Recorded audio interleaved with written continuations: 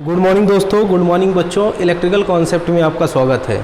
दोस्तों, आज का हमारा जो प्रैक्टिकल है वो सॉटूथ रैंप फंक्शन जनरेटर, इस मॉड्यूल का हम प्रैक्टिकली आज आपको हम दिखाएंगे।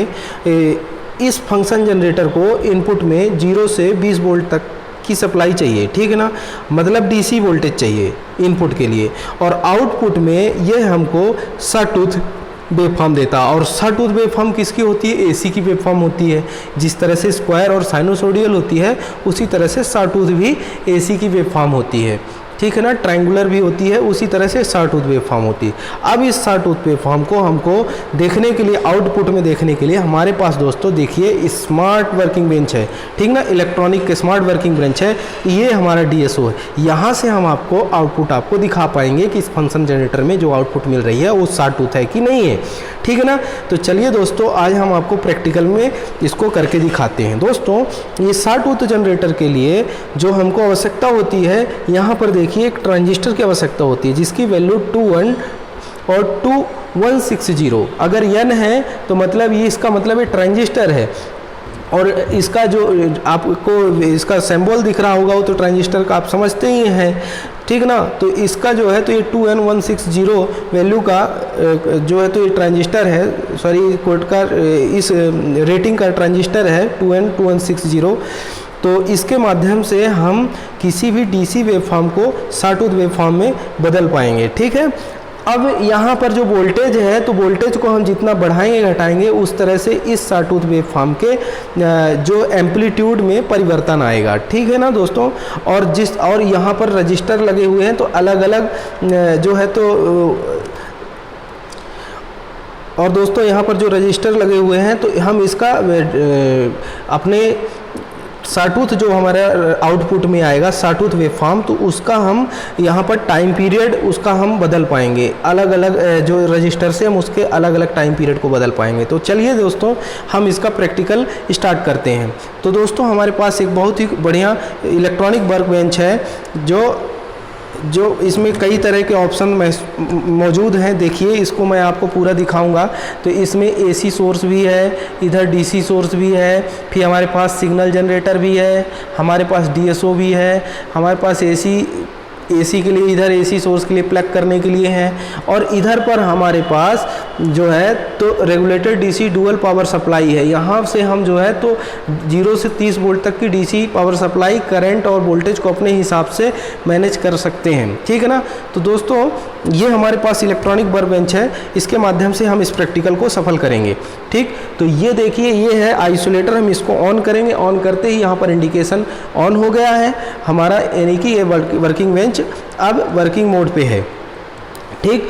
अब इसको हम जो है तो इस फंक्शन जनरेटर के, ये देखिए, ये जो हमारा एक फंक्शन जनरेटर है जिसका हम आज प्रैक्टिकल कर रहे हैं, इसका हम जो है तो इसको इनपुट, इसको जो है तो प्लग करेंगे एसी सोर्स के लिए। चूँकि हमको डीसी की आवश्यकता होती है तो इस मॉड्यूल के अंदर एसी को डीसी में बदलने के लिए रेक्टिफायर लगे हुए हैं, और ट्रांसफार्मर भी लगा होगा क्योंकि वो स्टेप डाउन करता है एसी को, और फिर उसको डीसी के बदलने के लिए रेक्टिफायर लगे हैं अंदर। तो इसकी पहले से ही इसमें फिक्स है।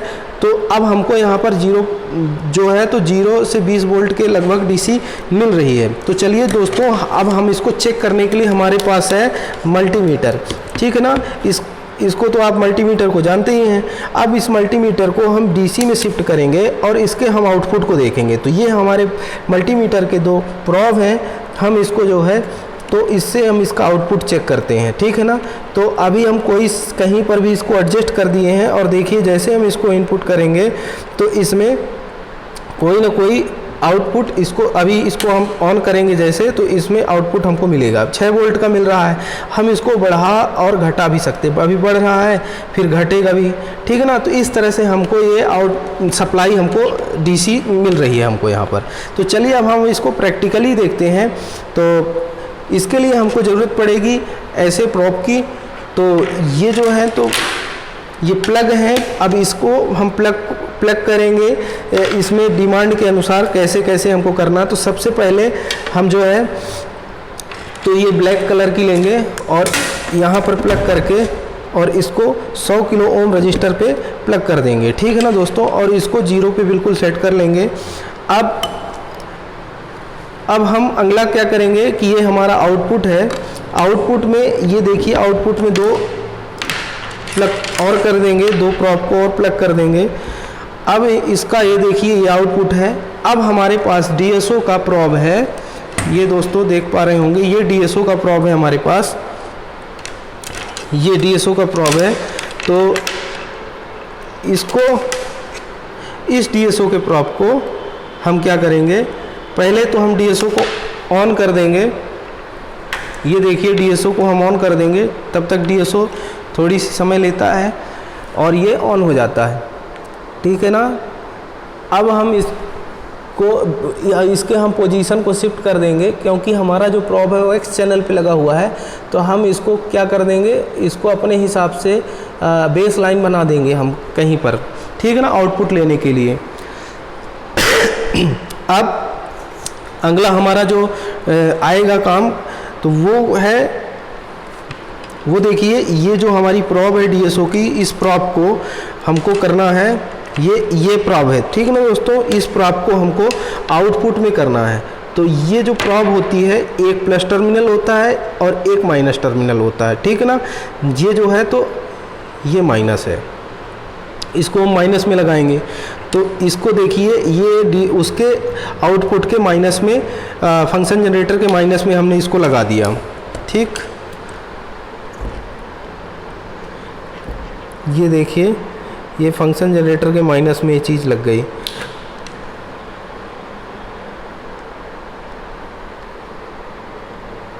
ठीक है ना दोस्तों।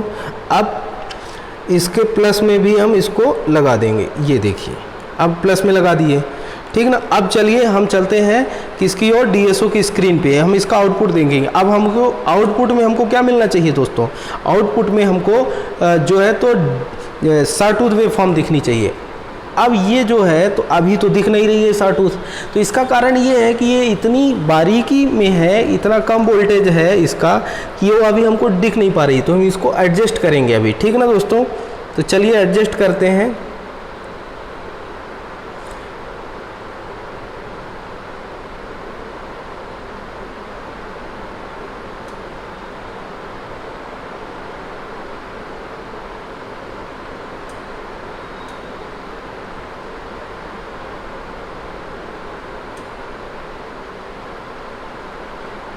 अभी हम इसको एडजस्ट करेंगे।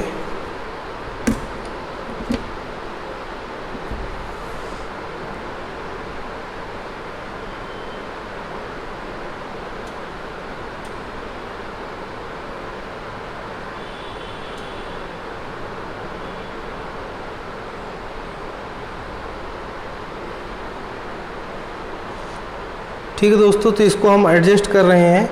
हम जैसे इसको एडजस्ट करते तो देखिए फंक्शन जनरेटर हमको इनपुट में DC सोर्स लेता है, मगर आउटपुट में ये हमको सॉटूथ वेवफॉर्म बना के देगा। तो देखिए ये यहाँ पर आपको सॉटूथ वेवफॉर्म दिख पा रही होगी, ये सॉटूथ वेवफॉर्म है। इसको हम फाइन भी कर सकते हैं अपने हिसाब से, इसमें सेकंड पर डिवीज़न स्केल में लगा के हम इसको वेरी भी कर सकते हैं। सब DSO के द्वारा हम इसको देख सकते हैं। तो आप यहाँ पर देख पा रहे होंगे बिल्कुल फाइनली यहाँ पर इसकी स्क्रीन पे, DSO की स्क्रीन पे आपको ये सॉटूथ वेवफॉर्म आउटपुट में देखने को मिल पा रही होगी। तो ये फंक्शन जनरेटर के द्वारा हमको मिलती है। तो ठीक है ना दोस्तों, तो चलिए फिर से हम एक बार इसकी ऑपरेशन को देख लेते हैं। तो जैसे ही देखिए हम यहाँ पर आपको दिखाएंगे कि जैसे ही इस फंक्शन जनरेटर के वोल्टेज में हम चेंज करते हैं, वोल्टेज में बदलाव करते हैं, तो उसकी ये सॉटूथ वेवफॉर्म के इसके एम्पलीट्यूड में बदलाव होगा। ठीक ना दोस्तों। तो ये देखिए ये इसका एम्पलीट्यूड बढ़ घट रहा है। अभी हम वोल्टेज कम कर रहे हैं तो बिल्कुल डाउन एम्पलीट्यूड जा रहा है। वो सॉटूथ वेवफॉर्म बन अभी भी रही है, बट क्या है ना कि इतना कम उसका वोल्टेज है कि वो हमको दिख नहीं पा रही है इसका एम्पलीट्यूड। जैसे हम बढ़ाते हैं इसका वोल्टेज तो हमको यहाँ पर फाइनली ये देखिए हमको सॉटूथ वेवफॉर्म दिखने लगी DSO की स्क्रीन पे। ठीक है, ठीक है दोस्तों। तो अब चलिए एक बार हम फिर से आपको शुरू से बता देता हूँ कि देखिए इसको हमको सप्लाई के लिए हमको क्या चाहिए, AC। ये हमारा इलेक्ट्रॉनिक वर्किंग बेंच है, इलेक्ट्रॉनिक स्मार्ट वर्किंग बेंच है। तो इसमें जो है तो इसमें हमने सप्लाई को ऑन किया था। उसके बाद हमको इस फंक्शन जनरेटर को डीसी की आवश्यकता है, तो इसके लिए हम डीसी बदलेंगे ट्रांसफार्मर के द्वारा। हम इसको सप्लाई को क्या करेंगे, स्टेप डाउन कर देंगे एसी को, और फिर उसमें हम रेक्टिफायर लगा के जितनी हमको वांछित डीसी चाहिए उस डीसी को हम यहाँ पर बना लेते हैं। तो ये मॉड्यूल में पहले से फिक्स है। अब हमको इसके आउटपुट में यहाँ और यहाँ पर जैसे ही हमने मल्टीमीटर लगाया था तो आउटपुट में हमको 0 से 20 वोल्टेज तक का डीसी हमको देखने को मिला था। फिर ये 2N2160 टाइप का ये जो ट्रांजिस्टर है, तो इसके बेस से हम इसका जो है तो आउटपुट ले रहे हैं, और इधर से ये आउटपुट निगेटिव से डायरेक्ट आउटपुट आ रहा है आपको। तो ये आउटपुट जो है तो ये ट्रांजिस्टर क्या करता है कि सॉटूथ वेवफॉर्म बना के हमको देता है डीसी सोर्स लेके, ठीक है ना। तो डीसी से सॉटूथ चूँकि एसी की वेवफॉर्म होती है, जिस तरह साइनोसॉइडल स्क्वायर होती है उसी तरह से सॉटूथ भी होती है। तो जितना हम वोल्टेज को वेरी करेंगे उतना ही देख पा रहे होंगे, ये देखिए जितना हम वोल्टेज को वेरी करेंगे तो जो हमारा फंक्शन जनरेटर का आउटपुट डीएसओ पे देख रहे हैं तो उसके एम्पलीट्यूड में भी उतना बदलाव होता है, ठीक है ना दोस्तों। और ये रजिस्टर को बदलने से उसके टाइम पीरियड में चेंजेस आएंगे। तो इस तरह से हम, ये बहुत ही साधारण सा प्रैक्टिकल है जो हम हमारे एग्ज़ामों में ये प्रश्न अक्सर पूछने को मिल जाते हैं कि जो हमारा ऑक्सीलेटर होता है या फंक्शन जनरेटर होता है ये किस तरह का डिवाइस है। तो उसमें अगर ऑप्शन पे, जैसे हमने कल क्वेश्चन भी देखा था, तो ऑप्शन पे जो था कि वो डीसी सोर्स लेता है और वांछित जो हमको एसी सप्लाई देता है। तो चूँकि सॉटूथ एक एसी सप्लाई है और वांछित यानी कि हमारे हिसाब से उसका टाइम पीरियड और एम्पलीट्यूड हम अपने हिसाब से बदल सकते हैं, जो भी इसमें फंक्शन के हिसाब से, ठीक है ना। तो दोस्तों आशा करता हूँ आपको ये चीज़ समझ में आई होंगी। तो यदि आपको ये चीज़ अच्छी लगी है तो प्लीज़ हमारे चैनल को सब्सक्राइब करिए, लाइक करिए और दोस्तों के साथ फॉरवर्ड करिए, दोस्तों को फॉरवर्ड करिए।